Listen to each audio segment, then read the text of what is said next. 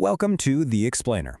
Today, we're diving into the unsung hero of your body's architecture. It's the one type of tissue that covers every single surface, both inside and out. We're talking about epithelial tissue. Just think about that for a second. From the outer layer of your skin that you see every day to the super delicate lining inside your lungs and even your blood vessels. What's the one material your body uses to create a boundary for literally everything? Well, you guessed it, it's epithelial tissue. Okay, so what is this fundamental tissue really? Let's break down what makes it so special. You can basically think of it as the body's own living, breathing wallpaper. It lines every free surface, and it acts as this incredibly smart, selective barrier that gets to decide what comes in, what stays out, and what separates one part of your body from another. And what's so fascinating is that all epithelial tissues, no matter where they are, play by a very strict set of rules. The cells are packed together incredibly tightly, like bricks in a wall. They always sit on this special foundation layer called the basement membrane. And, get this, they don't have any blood vessels of their own. They have to rely completely on the tissue underneath them for all their nutrients and oxygen. So how do we start telling all these different types apart? Well, the first big way we classify them is actually remarkably simple. We just count the layers. It's really that straightforward. If you're looking at just one single layer of cells, we call it simple. If you've got two or more layers all stacked on top of each other, we call that compound, or you'll often hear the term stratified.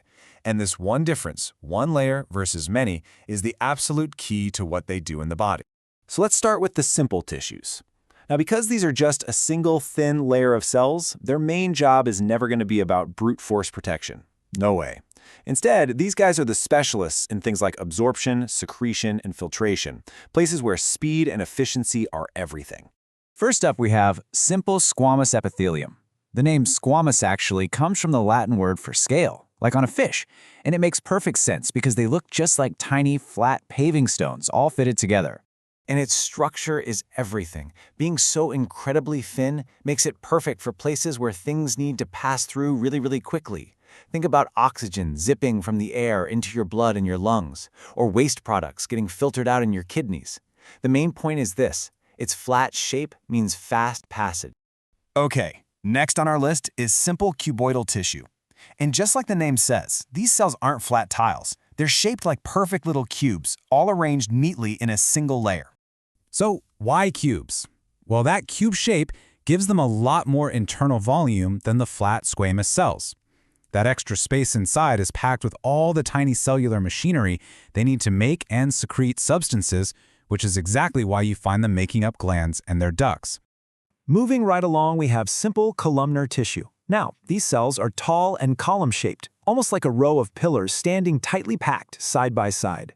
This tissue is the real star player that lines your intestines. Its tall, rectangular shape gives it a massive amount of internal space for doing two jobs at once: secreting things like digestive enzymes and actively absorbing all the nutrients from the food we eat.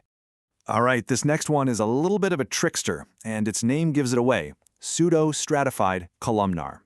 That word pseudo means false, so this is literally a falsely layered tissue. It's designed to look like it has many layers, but it's really an illusion. And here's the trick. It looks like it has multiple layers because the nuclei inside the cells are all at different heights.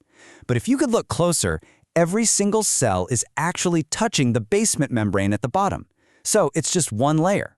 You find this in your respiratory tract, where those tiny hair-like cilia on top act like a little escalator, constantly sweeping mucus and trapped dust up and out of your airways. Okay, enough with the symbol stuff. Now it's time to talk about the heavy-duty tissues.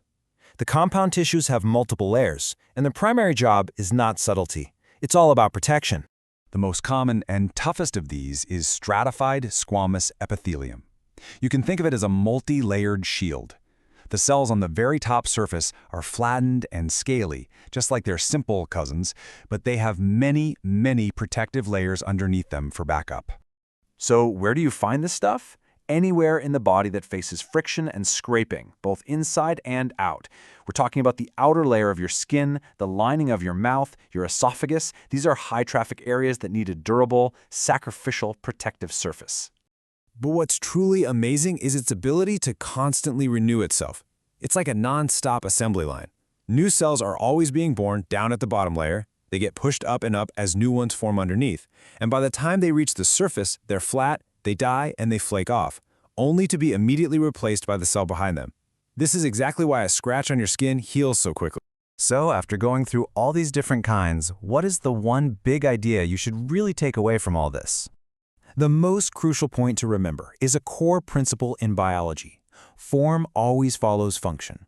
The shape of the cells, the number of layers, none of it is random. It tells you exactly what that tissue's job is, and it shows you how it's perfectly designed to do that job.